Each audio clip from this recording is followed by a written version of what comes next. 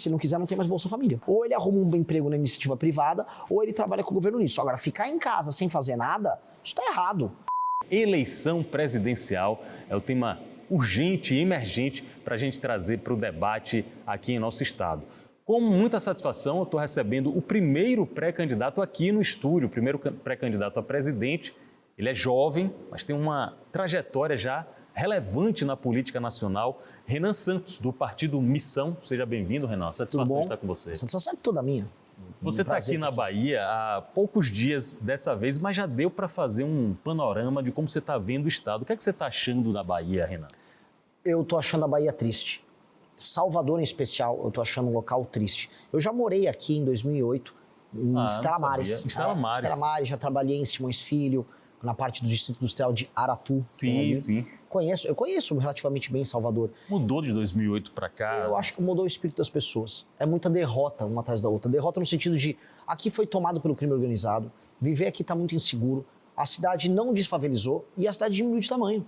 Salvador perdeu gente, a Bahia continua perdendo gente. Então, em grande medida, as grandes apostas, não, a Bahia vai estourar, eu ouvia isso. Eu vim trabalhar aqui à época com um clima de, não, agora a Bahia vai pegar, a coisa vai pegar no tranco. E não pegou no tranco. Eu acho que a situação da Bahia é muito difícil, é um dos lugares mais delicados para se resolver e, infelizmente, olhando o arranjo político que a gente tem, não há uma solução fácil. O governo federal, e eu ganhando, vai ter que ter uma atenção muito especial aqui para a Bahia. A que você atribui a Bahia estar nessa situação, Salvador? Porque são dois comandos diferentes. O Estado é comandado pelo PT há praticamente 20 anos e a Prefeitura é comandada pelo grupo de ACM Neto, atualmente com o prefeito Bruno Reis. Você acha que dessa briga do Rochedo contra o mar, a população está levando a pior? Mas com certeza. O primeiro problema é o seguinte, você tem um modelo antigo, que é um modelo meio coronelista das grandes famílias aqui. O ACM Neto é meio que um herdeiro disso. Falta imaginação para eles. Eles precisam tratar de tornar o Estado um lugar desenvolvido e gerar emprego de qualidade. E tornar, vamos dizer, a lógica velha do Estado assistencial que cuida das pessoas parte do passado.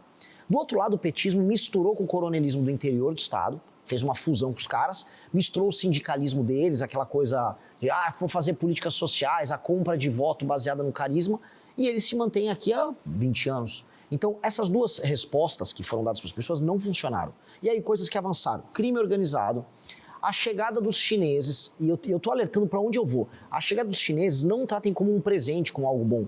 A chegada da BYD é uma imitação do modelo de colonização que a China está fazendo na África. É igualzinho, trazem os trabalhadores deles, eles viram uma elite local, econômica, casam com a mulherada aqui, começam a se firmar e começam a atender o interesse dos chineses. E eles estão fazendo isso, eu sinto isso da parte do governo federal do PT e do governo estadual também do PT, muito porque eles sequer acreditam que a população local vai se adaptar a um regime de trabalho mais intenso com os chineses. Então eles largaram mão e aí estão trazendo a chinesada para cá. Então eu olho tudo isso com muita desconfiança.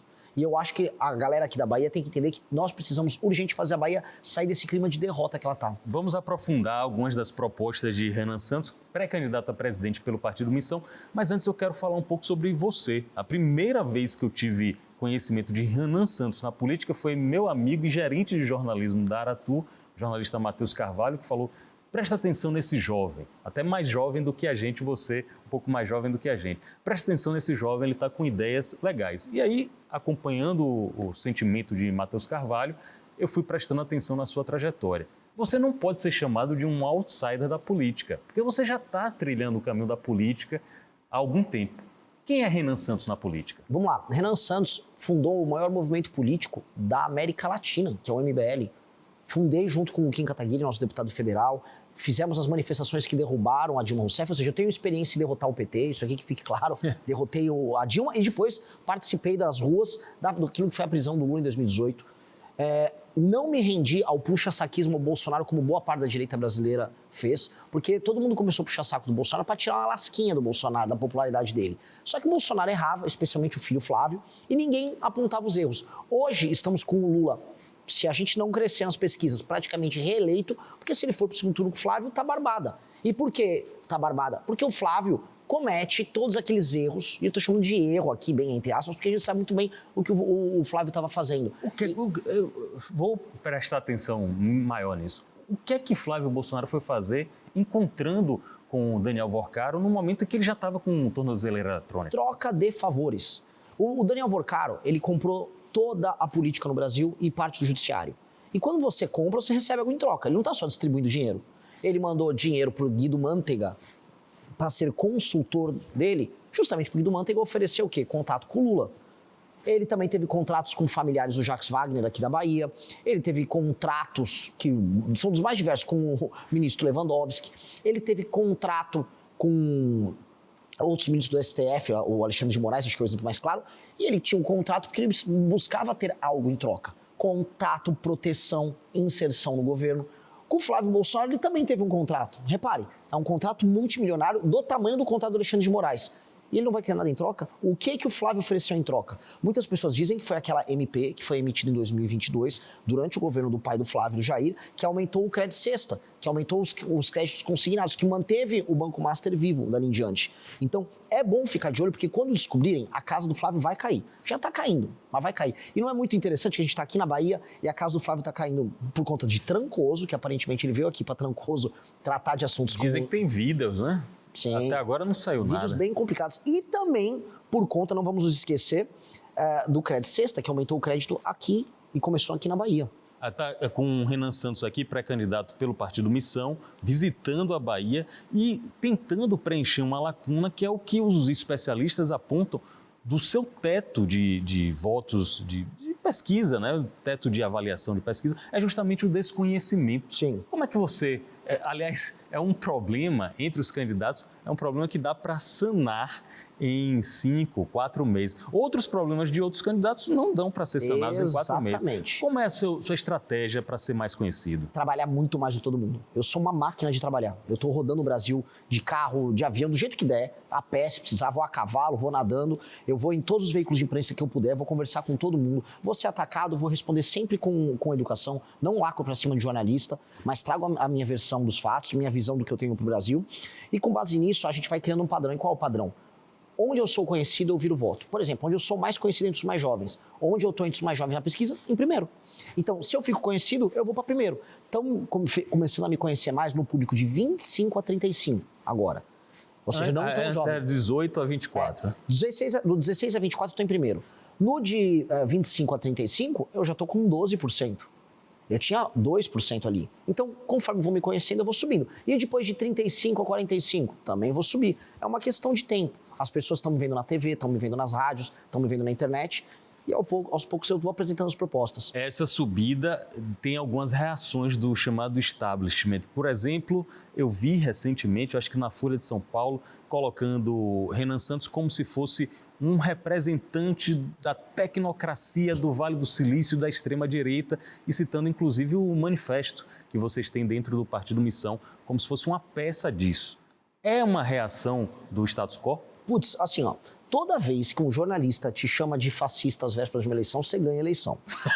É o clássico, né? Chamaram o Trump de fascista, o Milei de fascista, o Bolsonaro de fascista, o que aconteceu? Todos ganharam. Agora chegou a minha vez de ser chamado de fascista. Foi uma matéria muito mal feita da jornalista. Eu fiquei até com dó da jornalista. Eu mandei uma mensagem para ela, não brigando, explicando, ó, se eu quisesse pegar a sua matéria e te desconstruir publicamente, eu faria, porque a matéria é muito mal escrita, não entendeu o que está sendo dito. Mas eu não vou fazer isso. Mas dica, faça um jornalismo melhor. Porque ali era só uma matéria de ataque de uma pessoa que começa a ficar desesperada porque percebe que a gente tem viabilidade. O que eu vou falar? É um misto de dó, mas também de felicidade, porque aparentemente vai dar certo o nosso projeto. 42 anos de idade, pré-candidato à presidência, fundador do MBL e também do recém-criado Partido Missão. Renan Santos é nosso convidado aqui no Linha de Frente. Vamos pensar na possibilidade de você ser presidente da República e como organizar ou reorganizar o nosso país. Algumas questões estão estampadas aí na sociedade. Por exemplo, endividamento. O Desenrola, promovido pelo governo do Brasil, ajuda a diminuir o endividamento? Muito pelo contrário. O Desenrola fracassou, tanto que eles vão fazer o Desenrola 2.0. Ora, se você cria um programa de tirar a dívida das pessoas e logo em seguida as pessoas se endividam novamente e você precisa fazer outro programa, apenas quer dizer que o programa ele gera um estímulo para quê? Para que a pessoa crie dívidas e não pague. E aí a pessoa que está sendo um bom pagador, não tem nada de bom para ela só está pagando os juros mais altos do mundo. Porque quando você mistura o spread bancário, que é o gasto que o banco tem e o que ele te cobra, com os juros, pô, aqui no Brasil é uma tortura. Você mostra para os gringos e fala, não, é impossível, vocês estão mentindo. Quando você mostra o cheque especial que existe no Brasil, gringo nenhum acredita. Eles acham que é piada, eles acham que estão de brincadeira. Então, naturalmente, o desenrola não funcionou e o Lula só está fazendo isso para comprar voto em período eleitoral. Como a gente resolve esse problema de vez? Não é com o desenrola, que é mentira, é enganação. 2, é você tendo um sistema de cobrança claro. Então, se a pessoa tem uma dívida no banco, ela tem que saber qual é a dívida dela, quanto ela vai pagar de juros. Quando ela assina aquele contrato, muitas pessoas no Brasil fazem, vamos dizer, de maneira impulsiva. Você não pode permitir que a pessoa faça essa medida de maneira impulsiva, que ela pode perder tudo. Vou dar algum exemplo. Até crédito consignado no Brasil tem juros que não fazem sentido, porque o crédito consignado, a garantia dele é um valor, por exemplo, uma aposentadoria, que é líquido e certa. O juro tinha que ser baixinho. O crédito sexta estava cobrando 6% ao mês. É roubo, só que as pessoas fazem porque elas não têm matemática financeira, elas não aprendem. Ou é isso, ou é o agiota, ou é o cigano. Se bem que assim, né, o agiota está até mais barato, dependendo do caso, né? O que nós precisamos fazer? O Brasil precisa desesperadamente fazer uma reforma fiscal que diminua as despesas, para que aí a trajetória da dívida com o PIB, essa curva ela diminua, a gente saiba que o Brasil tem a condição de pagar suas contas e a gente abaixa os juros. Abaixando os juros, contrair dívida para o Brasil não vai ficar tão caro. Aí o brasileiro consegue pagar as dívidas que ele contraiu. Isso nós precisamos fazer desesperadamente. Quando se fala em ajuste de contas no Brasil, muito dos progressistas dizem já estão falando em acabar ou reduzir o alcance dos programas sociais como o Bolsa Família. Você enxerga que o Bolsa Família também tem que passar por esse tipo de readaptação? Sim, com certeza. Então, eu estou aqui na Bahia, o estado que mais tem gente no Bolsa Família. Estou olhando para a câmera. Presta muita atenção. Se você tem 25, 30 anos, você é homem e você está no Bolsa Família e eventualmente alguém pediu um emprego para você e falar, não precisa, eu vou fazer meu bico, a tua casa vai cair. Estou avisando de maneira muito clara. E eu vou deixar isso muito claro. Tá? Tem gente que quer viver na boiada, assim, pega um Bolsa Família e vai levando. Isso não vai poder acontecer. Sabe por quê? Porque tem um cara que é entregador trabalhando para pagar a conta desse cara. Eu acho isso muito injusto. Tem um motorista de Uber trabalhando para pagar a conta desse cara. Eu tô do lado da pessoa que está trabalhando. E quem está no Bolsa Família? É muito simples. Aqui no interior da Bahia, eu vou visitar essas cidades todas. Tem um monte de município que mais de 50% das famílias estão hoje em alguma medida vivendo de Bolsa Família e emprego na prefeitura. Quando essa pessoa for no CRAS, especialmente o homem que está desocupado, esse cara vai chegar lá e não vai encontrar o cartãozinho, vai encontrar um formulário de uma frente de trabalho. Vamos recapear a estrada aqui, vamos ajudar a capinar, eu vou pagar um valor maior que o do Bolsa Família, só que você vai botar um macacão e vai trabalhar com o governo federal e com o governo municipal para resolver isso. E se ele não quiser? E se ele não quiser, não tem mais Bolsa Família. Aí vai ter que se picar. Ou ele arruma um emprego na iniciativa privada, ou ele trabalha com o governo nisso. Agora, ficar em casa sem fazer nada, isso está errado. Isso está moralmente errado. E nós precisamos mexer nisso, porque está sendo criada uma cultura de leniência com o não trabalho.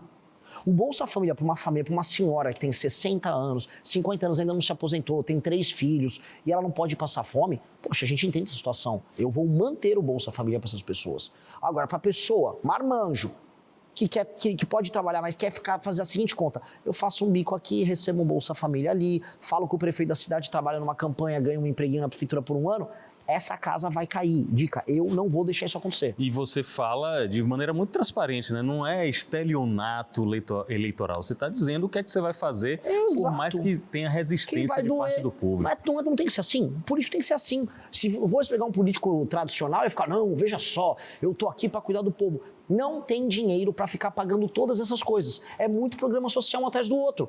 Eu estava numa favela aqui, tomada pelo tráfico. Tinha um botijão de gás gigante. O Lula mandou colocar um botijão de mentira gigante escrito, é gás do povo. Porque ele vai comprar voto dando botijão de gás para as pessoas na eleição.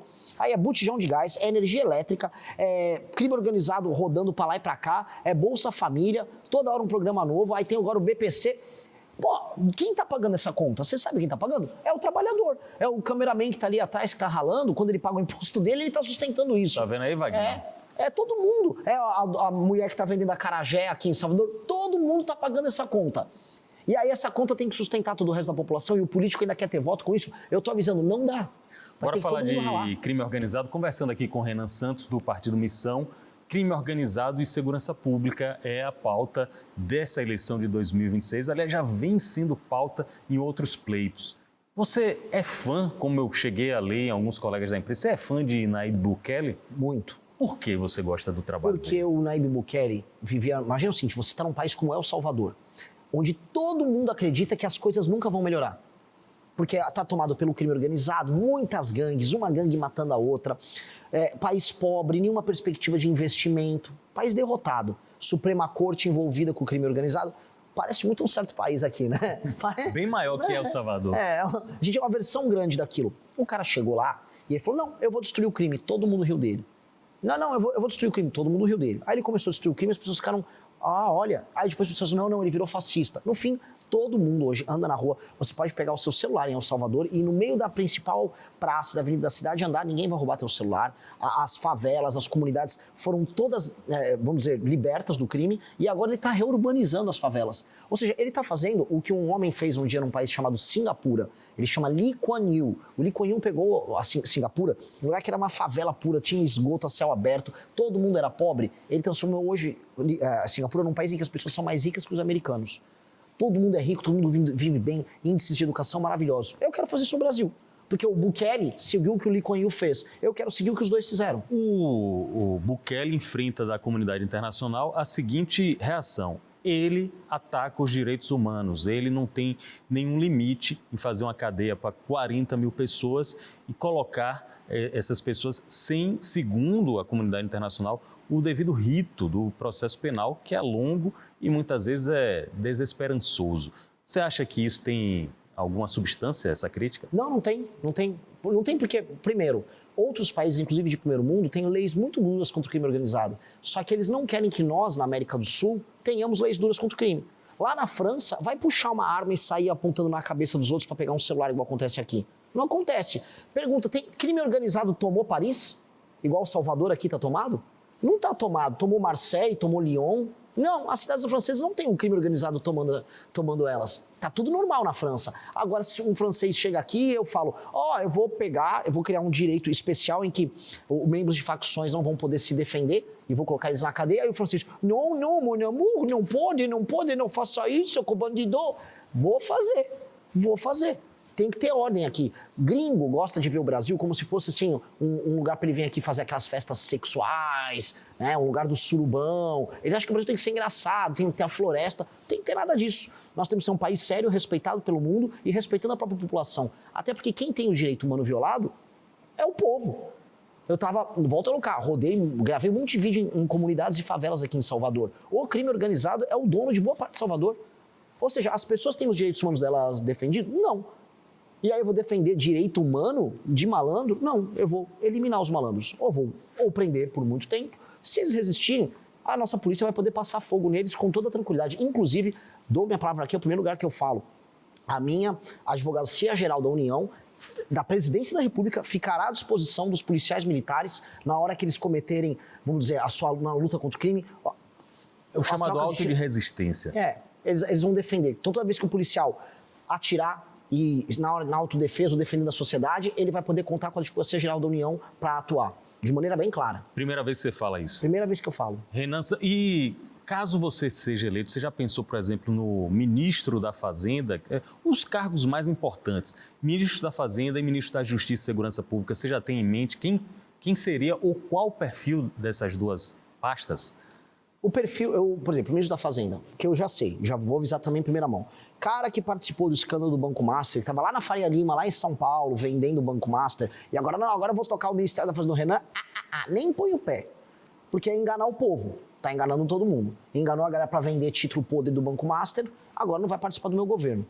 2, não vai ser alguém com um perfil também só fiscal. Porque eu sou fiscalista, quero reduzir gasto, vou fazer isso. Tem que ter isso e um perfil ligado à tecnologia, porque o mundo será logo mais o mundo da inteligência artificial e o mundo das terras raras e dos superprodutos feitos com terras raras. E criptomoeda, você... Também sou totalmente favorável. Inclusive, o meu ministro da Fazenda tem que ser amigo das criptomoedas. Tendo essas 3 características, é bem-vindo para participar do meu ministério. Não só como ministro, mas para a gente montar uma equipe nova. Porque não adianta a gente construir, vamos dizer, um Ministério da Fazenda, no Bolsonaro da Economia, que apenas olha assim, vamos cortar gastos. É importante, eu vou cortar muito gasto, sou o que mais vai cortar gasto de todos. Só que a gente tem que falar, cortei o gasto para quê? O que eu vou fazer com isso? Eu vou desfavelizar? Como que são as reformas de competitividade? Como eu vou investir em infraestrutura? Como eu vou tornar o Brasil um lugar que funciona? A gente tem pouco tempo. Se em 30 anos o Brasil não virar uma das 5 nações mais poderosas do mundo, o mundo vai levar vantagem sobre o Brasil. Qual é o seu plano para a Petrobras, Renan? O que é que você enxerga desse gigante? Eu vou ter concorrência no setor, mas eu não vou privatizar a Petrobras. Eu vou ter concorrência no setor de refino, eu vou ter concorrência também maior na distribuição, evitar fraudes e malandragens como anda acontecendo, tem operações policiais acontecendo nisso. Só que no mundo em que os recursos naturais estão sendo alvo de guerras, terras raras é só o começo disso. Petróleo também é. Basta ver que a guerra que está rolando agora, tanto na Ucrânia quanto no Irã, gera aumento no preço dos combustíveis e o Trump utiliza isso como pressão inflacionária na China. Ter controle de suas próprias reservas é manter soberania. Eu defendia no passado a privatização da Petrobras, hoje eu não defendo mais. Eu acho que nós não devemos privatizar a Petrobras, até porque vender a Petrobras significa o quê? Entregar ela na mão ou de uma estatal da Arábia Saudita, a Aramco, ou de uma estatal chinesa, ou seja, vai sair do Estado brasileiro e vai para o Estado saudita, para o Estado chinês. Renan não faz sentido. Está conosco aqui no Linha de Frente, conversando sobre as propostas dele, que é pré-candidato à presidência da República. Muitas dessas propostas, algumas, podem ser tomadas por decreto presidencial, mas a maioria tem que ser por PEC, por projeto de lei. Tem que haver uma negociação com o Congresso e o Partido Missão, recém-criado há poucos meses, ainda não tem estrutura para eleger uma maioria confortável de parlamentares. Como é que será sua negociação com o Congresso Nacional? De maneira clara, eu topo compor com todo mundo que quiser de boa fé participar do meu governo. Eu quero fazer um governo de coalizão. E quando eu falo governo de coalizão, não estou falando só dos partidos. Eu quero conversar com todo o empresariado, eu quero conversar com setores da economia brasileira inteira, eu quero conversar com a imprensa, eu quero avisar, eu tenho um plano de salvação nacional e eu preciso que todo mundo ajude. A minha maioria não vai ser só no parlamento. Eu quero conversar assim, estou aqui no SBT, eu vou no SBT, eu vou na Globo, eu vou em todos os lugares. Este plano de salvação nacional não é objeto de discussão. Todo mundo sabe que a gente quer viver num lugar em que a gente não vai ser assaltado. Todo mundo sabe que não está dando para o país pagar as próprias contas. Esse plano de salvação nacional é o básico. Eu não quero me promover com isso. Eu quero que todo mundo tenha um lucro político da gente salvar o próprio país e levar ele longe. Todo mundo quer que a gente explore as terras raras e que faça os produtos complexos baseados nisso. Isso não é motivo de discussão. Esquerda, direita, centro. Então eu vou chamar todo mundo para compor o governo comigo para a gente tocar essa agenda. De maneira clara, sem problema nenhum. O que eu não vou aceitar? Malandro e vagabundo, gente que vai pegar, por exemplo, um ministério para fazer grana. Isso não vai rolar no nosso governo. Ao mesmo tempo, eu quero mudar a forma como é feita a política no Brasil, especialmente nos municípios pequenos, para mudar a lógica do famoso centrão. E aí eu tenho uma proposta que foi muito aplaudida na Marcha dos Prefeitos em Brasília, que é a Lei de Responsabilidade Gerencial, em que eu vou fazer com que o prefeito que administra bem uma cidade, ele é premiado, o município recebe mais dinheiro, mas o prefeito que administra mal uma cidade, ele não pode concorrer mais a eleições. E o fundo partidário, o fundo eleitoral, não é mais determinado pelo número de deputados, porque os deputados mandam em todo mundo, e sim pelo desempenho dos prefeitos. O prefeito que entrega educação, saúde, segurança, saneamento básico, ele determina o fundo partidário dos partidos. Aí você precisa mexer num chamado Pacto Federativo. Aliás, é uma reclamação, eu entrevisto muitos prefeitos aqui, é uma reclamação que as prefeituras aqui na Bahia, mais da metade, não sobrevivem com recursos próprios, tem que ser por repasse. Para mexer nesse Pacto Federativo, você abre mão de algumas receitas, né? Na União, abre mão de algumas receitas para repassar para algumas prefeituras. Como é que você vai operacionalizar isso? De maneira clara, as prefeituras são também muito mal administradas. Eles não têm foco em resultado. O critério nosso vai ser bem simples. Eu vou colocar, eu chamo de comissariado, comissários do governo federal em todos os municípios que precisam de recursos federais. O comissário vai ajudar o prefeito a fazer a gestão. Um supervisor. É um supervisor. E vai estar ali, você vai gastar em educação, tá tudo certinho. Essa política funciona em educação, vai entrando dinheiro. Conforme o prefeito vai subindo os indicadores de desempenho, os alunos estão indo melhor nas provas, olha, a segurança do município está aumentando, olha, está fazendo as obras para saneamento básico, aí o governo federal manda mais dinheiro. Se o prefeito está indo mal, aí o comissário assume as atribuições e se aquele prefeito lutar contra a boa função do comissário, aquele prefeito fica inelegível. Por quê? Qual o critério? Tá claro que o prefeito não está cuidando bem do dinheiro que está sendo mandado. Então a gente vai ajudar os municípios a melhorarem. E o principal critério para ajudar o município é o município aumentar a atividade econômica. Porque o município que aumenta a atividade econômica, ele aumenta a arrecadação. Aumentando a arrecadação, ele depende menos do governo federal mandar dinheiro. E aí as pessoas ficam menos aonde? No Bolsa Família, recebendo assistência. A gente faz aquele município funcionar. A melhor coisa para o Nordeste é fazer os municípios aumentarem a atividade econômica, que é o que a gente vê, por exemplo, Luiz Eduardo Magalhães, no oeste do estado. No oeste do estado, os municípios estão bem. Eles geram arrecadação, as pessoas têm dinheiro, as pessoas não dependem do estado, as pessoas compram carro, avião, as pessoas estão mais felizes ali. Mesma coisa no sul, a região de Conquista. Então, eu preciso que a Bahia seja mais assim. E eu vou ajudar a administrarem bem e gerar receita e riqueza para que as pessoas evoluam e não dependam do Estado. Tem tanto. alguns gestores públicos que já se incomodam com o piso da lei de responsabilidade fiscal. Por exemplo, muitos acham que 35% para a educação é muito, a população está envelhecendo, os jovens não são tão preponderantes. Você acha que isso merece também ajuste? Não só ajuste, como eu já protocolei através do meu partido uma PEC, que é a PEC fiscal do Kim Kataguiri, que resolve isso. As vinculações, se chama vinculação, o orçamento fica vinculado obrigatoriamente um percentual para a saúde e outro para a educação. Aí o que acontece? O município que não está nascendo mais criança e as pessoas estão ficando velhas, ele precisa investir mais em saúde do que em educação. Só que ele não pode. Ele não pode. Isso é loucura. Então tem que permitir que tenha essa, vamos colocar aqui, essa liberdade. E outra coisa, os gastos, o critério que gera o aumento dos gastos com isso, são vinculados à arrecadação.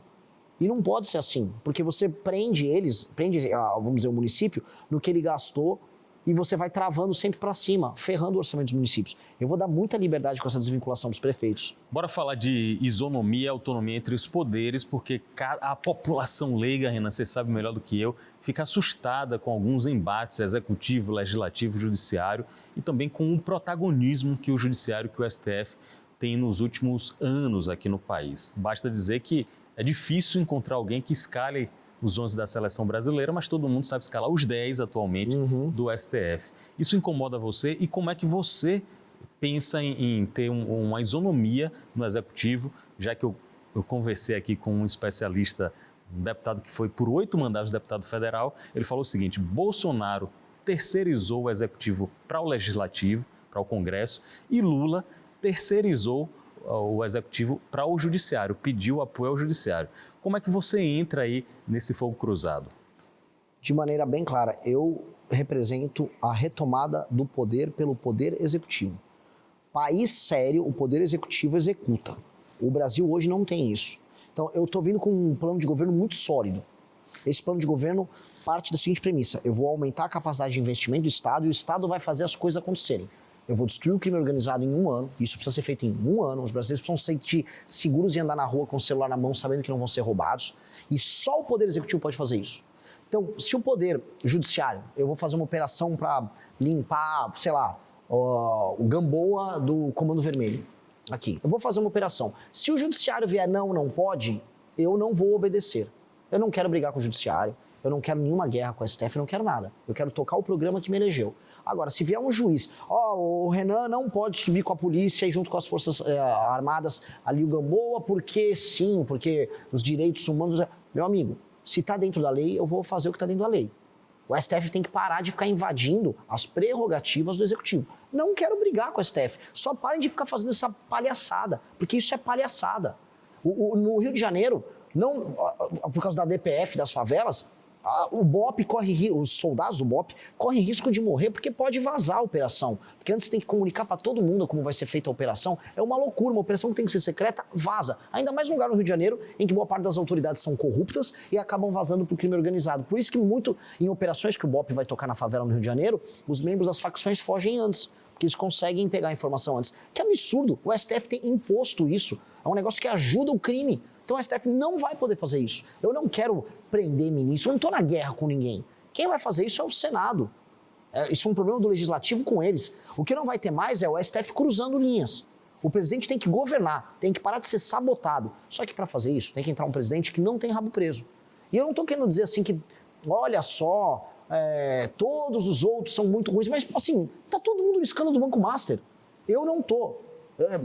Não vai vazar nada seu. Não vai, cara, assim, não vai vazar o quê? Eu tocando guitarra sozinho em casa, esses são meus vazamentos, entendeu? O único áudio que vazou nosso foi o áudio do Arthur Duval na Ucrânia, um amigo meu que falou besteira, é isso. Agora, áudio de corrupção, participação em escândalo com malandro são os outros.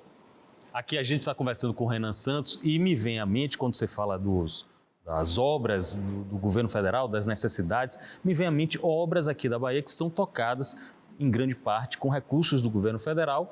O VLT, você conheceu a obra do VLT, está já em fase de implantação, e a Ponte Salvador-Itaparica, feita inclusive com recursos e com contratações de chineses. Sim. Você levaria essa obra à frente caso assumisse? Eu acho o PT é muito engraçado.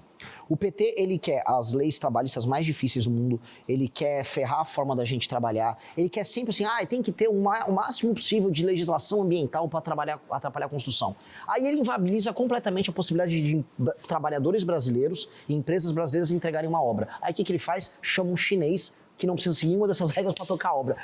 O PT é muito filha da mãe. Eu acho isso de uma cara de pau. Deu problema também no Ministério Público do Trabalho, né? Lógico, mas quem empodera também o Ministério Público do Trabalho para parar qualquer obra? O próprio PT.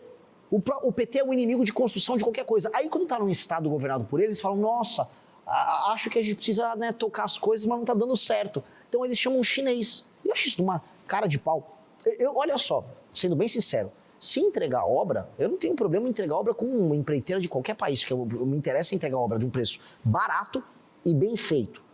Não tenho problema. Agora, eu tenho certeza que os trabalhadores brasileiros, com as mudanças nas regras que nós vamos criar, isso se chama agenda de competitividade, o trabalhador brasileiro consegue entregar a obra, porque a gente entregava a obra em tempo recorde. Nos anos 60 e 70, a gente fez a maior hidrelétrica do mundo, a gente fez rodovias gigantescas, a gente fez obras colossais. Por quê? Por causa da competência dos militares, por causa do contexto geopolítico internacional da época, por que aconteceu naquela época? Isto, capacidade de investimento, o Estado brasileiro investia, então a gente fez boa parte do nosso capital fixo naquela época, e porque não havia essa monte de legislação e sabotagem. Hoje você está fazendo uma obra, vem o Ministério Público que quer parar a sua obra. Vem uma ONG falar que um quilombola morava no terreno que você está fazendo a obra. E não estou exagerando. Tem agora um negócio de reserva indígena querendo brecar uma obra lá em Mato Grosso, da Ferrogrão, um negócio absurdo. 140 quilômetros daqui tem uma reserva indígena e o índio pode ouvir o barulho do trem e pode ficar louco. O que é isso? Isso é sabotagem. Tudo financiado por ONG gringa. Base de Alcântara, lá no Maranhão, onde a gente pode, um dos melhores lugares do mundo para mandar foguete, tinha que ter contato com a SpaceX, com a Blue Origin, para ter o nosso programa espacial rodando lá. Botaram quilombolas. Toma banho, quilombola, do lado de uma base espacial. O cara nem tinha quilombo ali. Você vai ter Ministério do Meio Ambiente? Não precisa de Ministério do Meio Ambiente. Eu sou um ferrenho defensor de meio ambiente.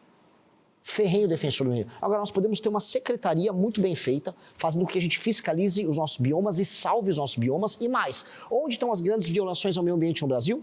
Todo mundo fala, é na Amazônia? Não, é nas cidades. A poluição acontece nas cidades. A destruição dos lençóis freáticos, destruição de microbiomas, biomas acontece onde? Nas cidades. E vê se estão fazendo alguma coisa. As cidades se favelizam, invadem áreas de manancial, destroem a natureza. O Rio de Janeiro é inteiro Mata Atlântica sendo destruída pela favelização. Ninguém está falando nada da violação ao meio ambiente que acontece nas cidades. Só que aí fala, não, porque a Amazônia. Sabe por quê? Porque é gringo botando dinheiro aqui, sabotando o funcionamento do agro brasileiro, porque eles concorrem com o agro brasileiro.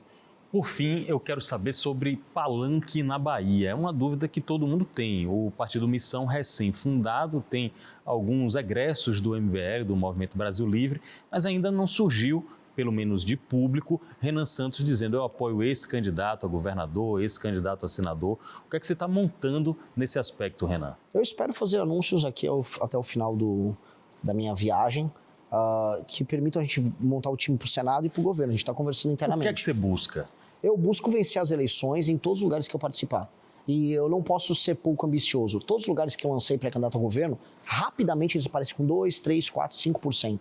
André Luiz, o Maranhão, foi anunciado pré-candidato ao governo do Maranhão há 2 meses atrás. Já aparece com 3% em algumas pesquisas no Maranhão. Isso já passa a definir o resultado da briga dos outros candidatos. Isso permite que eu eleja deputados pelo Maranhão. Mesma coisa vai acontecer aqui na Bahia. Até porque, infelizmente, como a gente, voltando para o começo da nossa entrevista, as duas forças principais aqui do Estado não estão respondendo os problemas do povo soteropolitano e do povo baiano. Aqui precisa de um choque de capitalismo e aqui precisa de um choque de força para destruir o crime. E ninguém está falando disso nos termos que são cedidos. Bahia está destruída. Destruída. A Bahia ficou para trás em tudo. A Bahia virou um exemplo de lugar que não funciona. A Bahia está triste. Não adianta ficar botando um monte de cara lá do Olodum, de uma galera dançando, fingindo que está feliz. A Bahia está triste, a Bahia está derrotada. A gente precisa mudar esse clima.